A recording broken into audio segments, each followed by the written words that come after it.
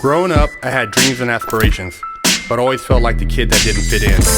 For the most part, I wasn't a bad kid, but when I made the transition into adulthood, I turned to the streets for guidance. This led to getting locked up in juvenile hall, doing time in CYA, and eventually a 120-month sentence in federal prison.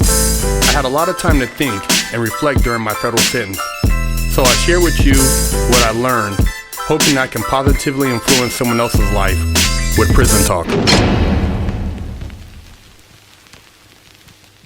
What's up? Big Herc 916, getting down fresh out. Hit that subscribe button, hit that like button. You know how we do it over here. Go to freshoutseries.com, subscribe to the website, pick you up some merch, grab your bar soap, wash your ass.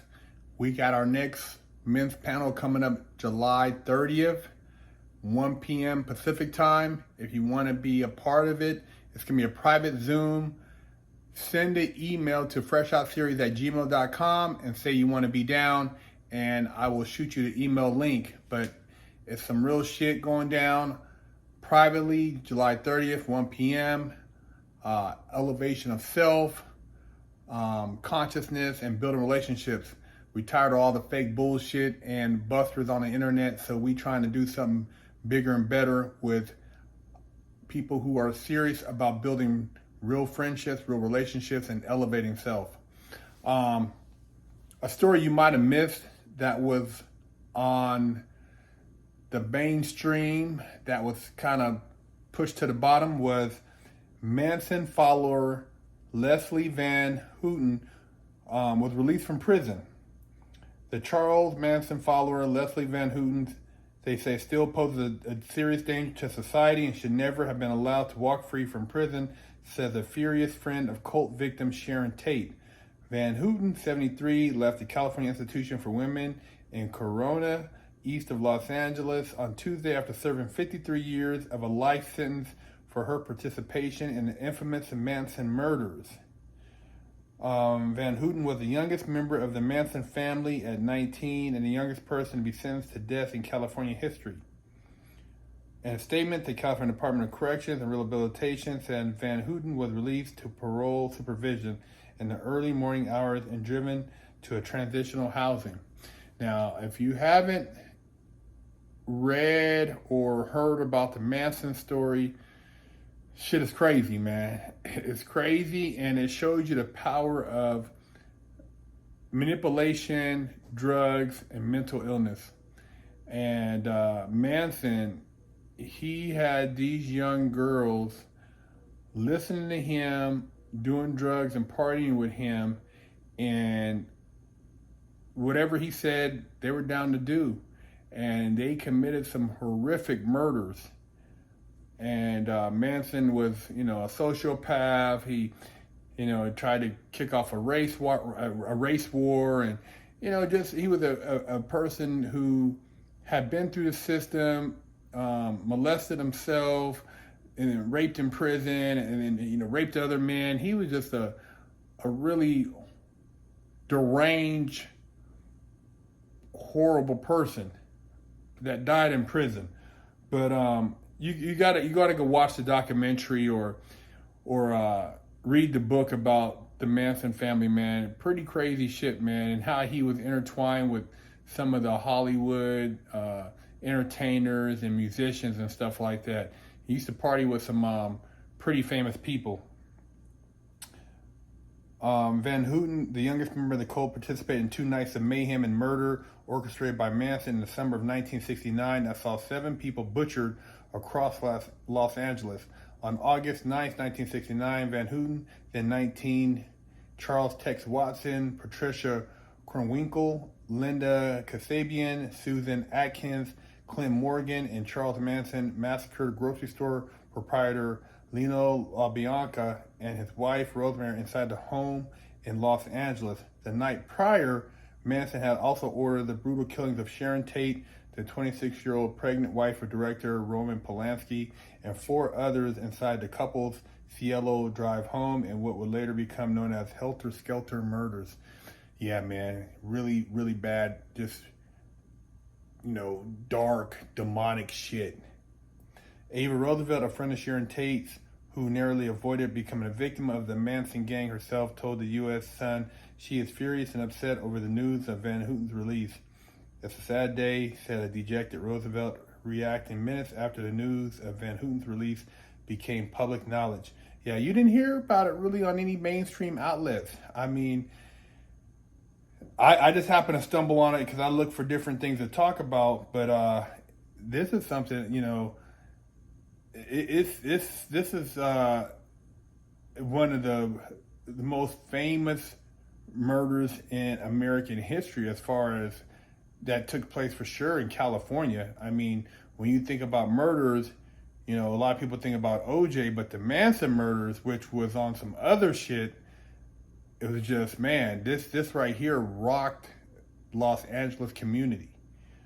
The former model and actress believes anyone who participated in Manson murder should have been sentenced to death decades ago, rather than permitted to live full lives behind bars or otherwise. Sharon didn't get to live the full life she was supposed to, so why should any of them? Continue Roosevelt. "I am angry. I think Van Houten should have stayed in there until her day comes and have to think about what she did, not just to the people who died, but to the lives of their families and friends that they also destroyed." Yeah, man, it was just a horrible, horrible situation, man. Days before Van Houten's release was ordered, California Governor Gavin Newsom announced he would not fight a state appeals court ruling that Van Houten should be granted parole. Newsom said it was unlikely the state Supreme Court would consider an appeal. Van Houten will now spend the next year at a Holloway house learning basic skills such as how to drive a car, go to the grocery store, use a debit card, according to her attorney, Nancy Teterolt. "She has to learn to use the internet. She has to learn to buy things without cash," Teterolt said. "It's a very different world than when she went in. She's still trying to get used to the idea that this is real." Yeah, man. It's crazy, man. Van Houten, who will likely be on parole for about 3 years, hopes to get a job as soon as possible. She earned her bachelor's and master's degree while in prison and worked as a tutor for other incarcerated people. Van Houten was found guilty in the LaBianca murders in 1971 and sentenced to death, becoming the youngest person ever to be condemned to death in California history. Her and her accomplices' death sentences were all automatically commuted to life in prison after the state outlawed executions the following year. Leno and Rosemary LaBianca were butchered in their homes and their blood smeared on the walls. Van Houten later described holding Rosemary LeBlanc down with a pillowcase over her head as others stabbed her before she stabbed the defenseless woman more than a dozen times as well. Man, the double murder came less than 24 hours after a group led by Tex Watson massacred the heavily pregnant Tate and 4 of her friends inside the Beverly Hills mansion. Tate was stabbed 16 times, at least 5 times fatally, and was found laying on the living room floor with a rope wound twice around her neck. Her unborn baby boy was also killed in the attack. Found nearby her body was the lifeless corpse of celebrity hairstylist Jay Sebring, who also had a rope around his neck and was murdered in a similar brutal fashion. Coffee Harris, Abigail Folger, and her actor boyfriend Wojciech Frolski were found dead in the yard, having both tried and failed to escape from the home in separate attempts. Folger escaped from Patricia Krenwinkel and fled out the bedroom door to the pool area, where Krenwinkel tackled her and stabbed her multiple times. Tex Watson joined in on the assault, and the Folger was stabbed by her frenzied attackers a total of 28 times. Damn, these people were vicious, man. Sad, man. Horrible.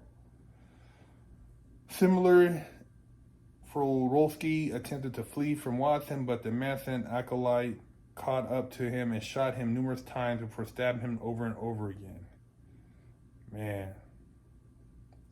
In addition to suffering a sickening 51 stab wounds and numerous gunshot wounds, Frolski was struck in the head 13 times by the butt of Watson's gun. Also killed in the rampage was Stephen Parent, a man visiting the property caretaker who happened to be driving by the Tate Polanski home at the wrong time. Man.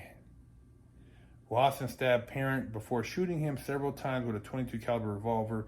The gunshots killed Parent, and Watson left him laying on the ground as the killers made their way inside the home.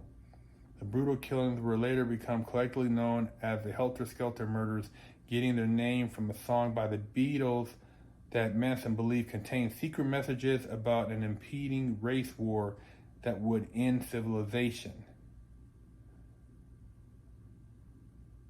Eva Roosevelt was narrowly spared from becoming the sixth person to be butchered to death by Manson acolytes inside Tate's home. She told the U.S. Sun in an exclusive interview last year how she had been driving to Cielo Drive late on August 8, 1969, when the fuel light started flickering on the dashboard of her beloved 1955 Silver Dawn, showing that her gas tank was almost empty. Ava, the 21, sighed, looked down at her watch, glanced at the time. It was 11:30. Believing that her car could break down any second and realizing that there wasn't any gas station around for several miles, Ava headed back home and opted to get an early night instead. Around 15 minutes after Ava had turned her car back toward the direction of the home, Watson and company broke into Tate's mansion under the instructions of Manson. She went to bed that night and woke up early the next morning, completely aware of the horror from which her car trouble had spared her. Imagine that, man.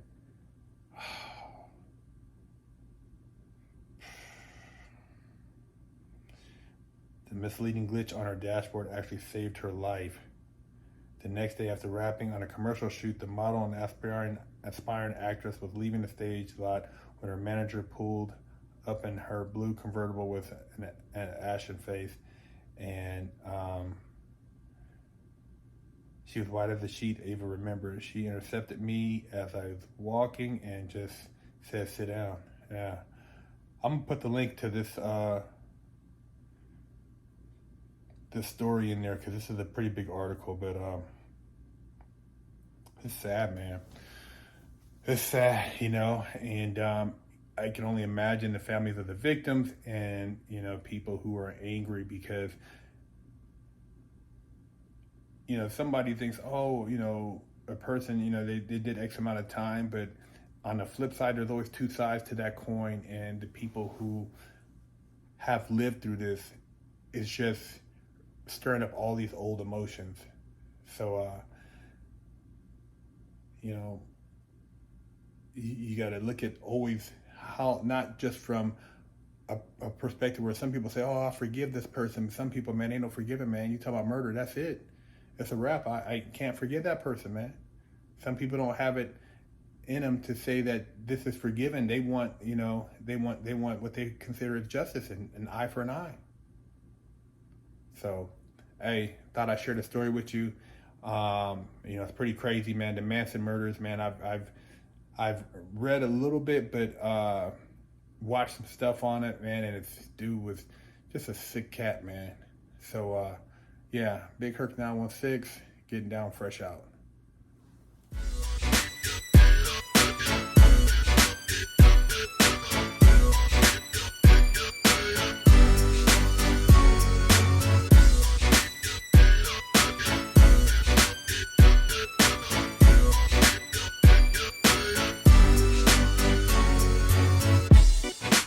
Lockdown's over.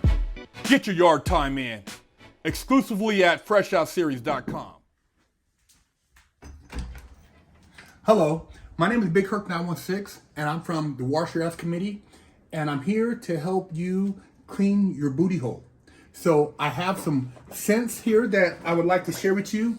I have Festival, I have Butt Naked Scrub, I have some Oatmeal Milk and Honey, I have Jamaican Me Crazy, Festival.